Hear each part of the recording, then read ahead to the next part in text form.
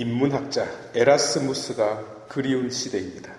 우리 지세포 성도분들께서는 문학적 상상력을 가진 분들이셨으면 좋겠습니다.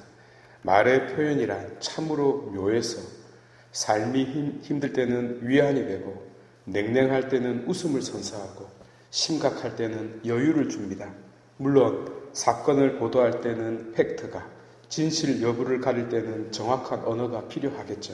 하지만 삶이 어디 그렇게 1차원적일 수만은 없지 않겠습니까?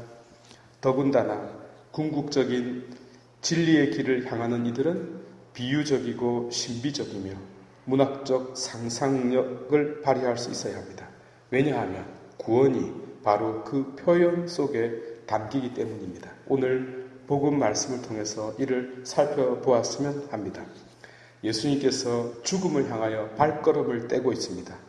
이 모든 것은 귀야 ipse voluit, 당신이 원하셨기 때문입니다. 왜 누구라도 싫어하고 피하고 싶어하는 그 죽음의 길을 당신은 원하셨을까요? 바로 그 때문에 원하신 것입니다. 거기에서라면 누구라도 만날 수 있기 때문입니다. 당신이 우리와 함께 하시는 임마누엘이시기에 우리 각자를 저 깊은 곳에서 만나고 싶었기 때문입니다. 이것이 우리와 함께하는 당신 존재의 귀결입니다. 하여 이를 피하거나 뒤로 물러서기 싫었던 것입니다. 그러니 당신이 원하셨다라는 이 말씀을 꼭 기억하시기 바랍니다. 그리스도 순환의 본질인 까닭입니다.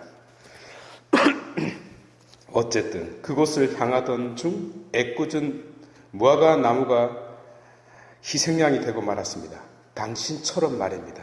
제자들은 돈이 없어서, 사실 돈은 있었는데 술 먹는다고 다 쓰는 바람에 정작 해장국 한 그릇 대접할 수 없었던 것이죠.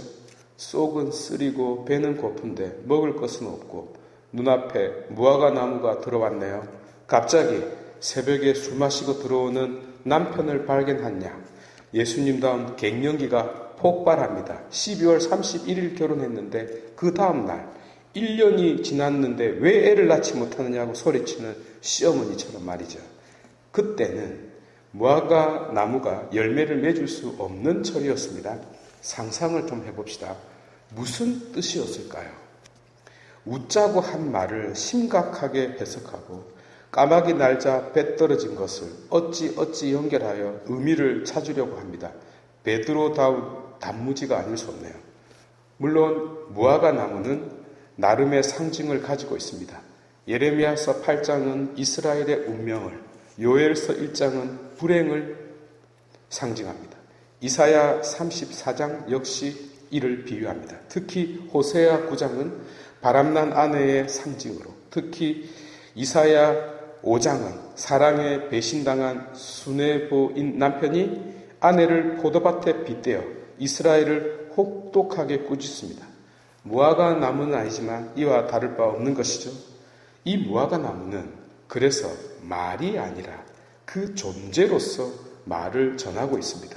마치 아무도 나를 위로해 주는 자가 없을 때 강아지가 나에게 다가와 말을 건네듯 말입니다.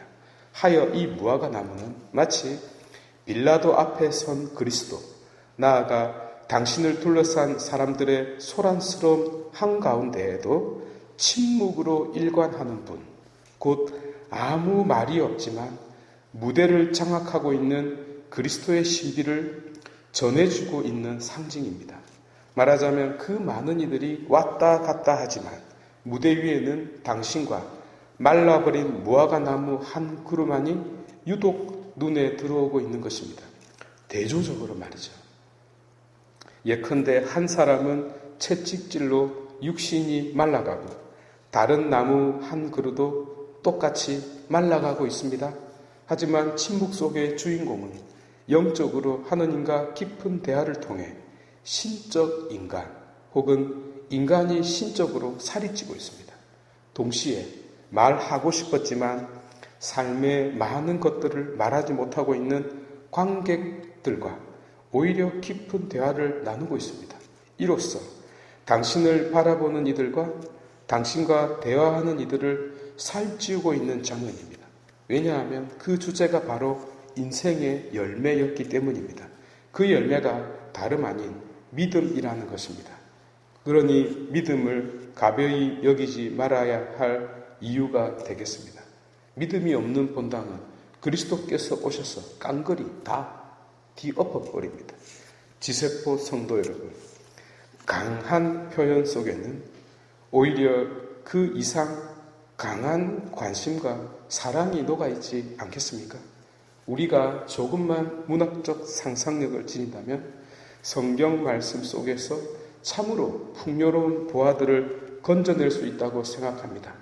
우리 각자가 하느님을 만나 살찌우는 양들이 되기를 당신은 그토록 바라고 있나이다. 왜? 우리를 그토록 사랑하고 있으니까요. 우리가 그토록 소중한 자녀인 까닭입니다. 응원하겠습니다. 유물선가 342번입니다.